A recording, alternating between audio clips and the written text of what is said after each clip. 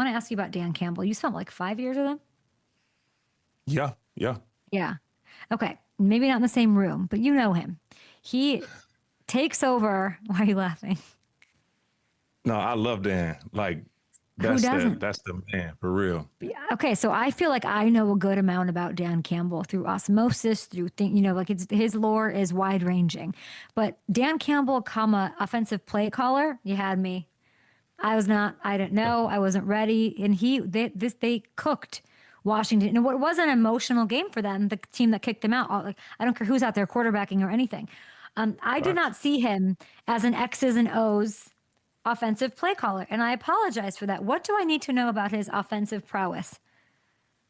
Dan can do all things football, okay? Like, literally. He lives and breathes this game. He knows football inside and out. And being a Sean Payton guy, like coming from his tree, you're going to prepare at the highest level. Like, the way that he was so meticulous and detailed on every alignment, what personnel we're getting, like this personnel is going to make them play this defense. And all. So he has his process for sure. Dan Campbell he was the assistant head coach when we were all in New Orleans together. So he would run meetings. There would be times Sean would just sit down with the players and Dan Campbell would run the team. So it's not like he's new to any of this. He has done these things behind the scenes before he was Dan Campbell that we all know and love. We knew him very well in New Orleans, in the locker room, in the meeting room. He can do all things football, like literally. Great coach. So, okay, I mean, you're talking about your time in New Orleans. Like, you couldn't pry that call sheet out of Sean Payton's hands. You'll never, anywhere. Why, with your best guess, why did he make this change? It sounds like culture, like in that locker room, that's a pretty big change, right? To be like, I'm going to call plays this week. With your best guess, or I'm sure you know because you know you're so plugged into everything and everywhere, why did this happen? Actually, Kay, it's also a Sean thing. Sean would, certain games, Pete Carroll would call plays. So, like I say, a lot of things, Really? Sean is he's not the most public media person when it comes to like what's happening with the team. But yes, it would be games where Pete Carroll will call play. I said Pete Carroll. Pete Carmichael will call plays. And Sean would just literally have his call sheet, and all he's going through is situational football. Many times. This cannot be true. I can't think of a single game where I think Pete Carmichael was calling plays. How often? I can't. That is like truly maybe the hardest thing to believe. Like, tell me more about that. And why would that happen? Why? I think we had a stretch, and I can't say what year. Okay. Sean didn't feel like he was putting us in the best position to win offensively. Like, he wasn't on it as well. He went on his game as well. And he publicly to us, like, announced it. Pete Carmichael will be calling plays. He's going to take over. I'll be here. I do the situations, but Pete Carmichael, I promise. And the other Saints that can games go? Pete lit it up. Pete lit it up. And I can't remember exactly what team we played first, but that first game, I think we had like 40 points. And we all celebrated on the sideline with Pete. Like, and you gotta give me Pete a year. Hamilton, get in here. We need a year. I need you to I can find Hamilton, am I crazy that I feel like I'm being punked right now? That is not something I expect to hear. I am seeing like some rumblings 2016.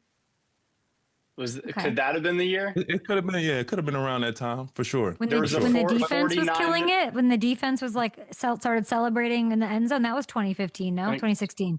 That was 2017. That was 2017. Yeah. Oh. There was a game you guys put up 49 points on the Rams after a couple losses. Listen, Hamilton, that could be it right there. And we celebrated with Pete Carmichael on the sideline, like, yeah, Pete, you man, all that for sure. I feel dumb that I did not know that. So what we're saying is it like this is like obviously not by the way, it takes a lot when you're that good of a I mean, to me, like Sean, that just shows a lot about Sean, that he's team first, and like that can't be easy to do. I would have a hard time doing that. I have a hard time believing that happened. So credit to them for making those moves. What? And you're laughing. It's true. I'm just being honest. Are we likening it to like the spark when you have an interim coach in for a week? It's just like what does that do to change the play calling like that? And then is it was it a normal transition back to power? Like he handed the play calling sheet back once Sean felt like it and everything's fine? Like, what is the effect of this? Why don't we see it more often if it adds this kind of a spark, if it's about like changing it up a little bit, spicing it up in the play calling room? I get it. Yeah. I think we as fans, we really don't see how much delegation happens when it comes to creating an offensive game plan and play calling as well. Like we know who the play caller is, but he's delegating and he is taking so much advice and direction from the rest of the staff. So these guys as they are formulating this game plan throughout the week, a lot of these plays are coming from elsewhere. So Sean, like that wasn't a one-time thing with Pete Carmichael or come ask Drew, hey, should we run this? What play do you want to run here? Like, or come ask the O-line. What are you guys seeing? Yeah. You know what I mean? So that happens from all play callers. And like I said, it wasn't a one-time thing for Pete Carmichael and Sean. And for Dan, it's the same thing. It's like I may be able to see the game or this game from a different viewpoint, or I know what we need to do to win this game. We got to run the ball 40 times. So let me take over and make sure we do. I'm not exactly sure the specific reason, but it's a lot of teamwork that goes into that offensive game plan. Season high 546 total yards against the Commanders. Should he continue? So should he continue to call plays? Like, should they keep this up until it stops? Like, what should they do? Should he continue to call plays? Listen, anything that Dan Campbell is doing, I'm supporting always. Like I feel that strongly about the guy. I will run through a brick wall for him. So whatever he is his job. He's going to do it to the last bit of his ability for sure. So I think with knowing Dan, he will give the play calling rights back to the OC. But at any moment. But then it becomes like, let me just stunt on you and show you what I can do. And then I don't really understand like the organization, like what's like the corporate culture effect of that? Nothing? Like Johnny Moe must be like, yeah, but we were all there together. Cool as fuck, I want to say. You've got to be like, you know what I'm saying? Like, how do you not? Together, all in New Orleans together. Me, Johnny Moe, Dan Campbell, Sean, like Pete Carmichael, all these guys. So we all. But something had to be going wrong with Johnny Moe for this to happen. It wasn't like, hey, I got next on Wii. Like he didn't put his like quarters on the Pac-Man machine at Pizza Hut and say, I got next. Like it's not up for grabs. Like that's your role on the team. It's working, so I don't want to question it. I do want to say we give Sean so much love. But you know what I saw in this game? The Lions, they've thrown passes before to tackles. I've seen it before. Dan Skipper, okay? He's lined up out wide yesterday. I think we have it. Did you see this? Now for a guy, do we have it? We don't have video? Okay. For a guy who owns the fastest 40 time by an O-lineman at the combine, how come Dan and Johnny Moe and Sean Payton, why didn't they use you as a weapon from time to time in New Orleans? I'm gonna give you an exclusive here, Kay. I'm gonna give you an exclusive. Let's drop some. I'm gonna give you an exclusive here. Yeah. So 2018, we had a play. We had a play in for years. And we practiced it at practice several times and never got called in the game. It got called in the game one time. So 2018 NFC Championship game. We all know the infamous no call, when they didn't call pass interference. The play before that, Sean Payton calls my play. No. What's the play call? What's it called? Lineman special. Pass 84 lineman special. Oh my God. So he calls my play. Will Clapp comes into the huddle. The referee stops him. Will Clapp was just in the play before, so he cannot come in and be on the O-line because he was just at tight end the play before. He has to sit out a play. So As I'm reporting eligible, the referee is like, no, you can't. He was just eligible, so he has to go out. We call timeout. We run the no call play. I could have been NFC Championship hero, name in lights, and it never happened. And we didn't get to the Super Bowl, but that was the only time it ever was called in a game, and it didn't happen. I'm sorry I brought it up, but I'm so glad I brought it up because that's insane, and it's one that I can tell you want back. You want that back. Oh my God. That is so crazy. Crazy. Can we talk about New Orleans for a second? I know it's not the sexiest topic. It's not what's leading, morning shows everywhere and on radio and all of that.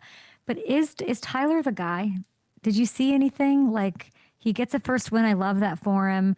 I know Kellen wants to evaluate him as any good coach can do. This is a second-round quarterback. From what you're seeing from Shuck, how do you feel about his chances going forward to be the guy?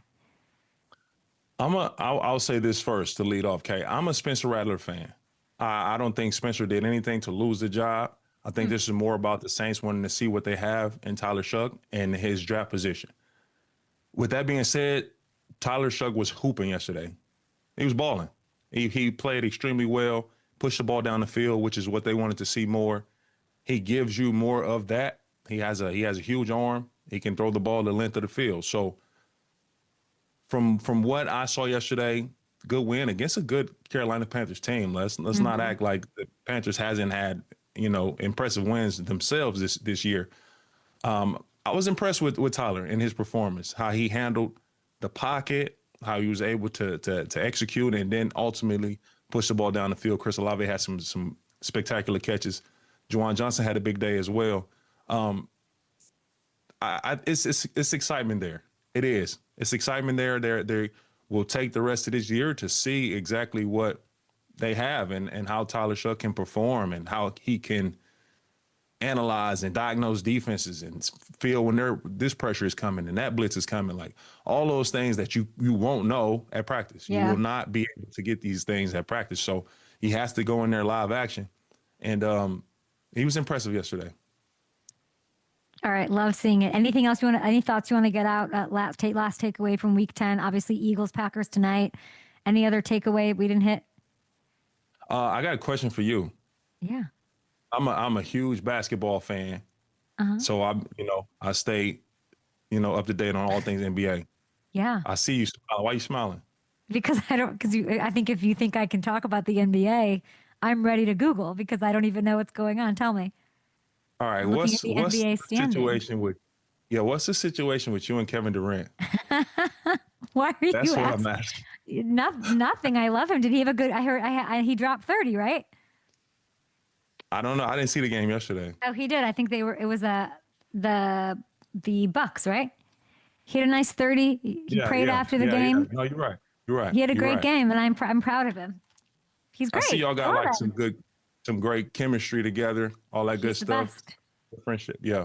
Not just like our chemistry. For sure. No, you're right.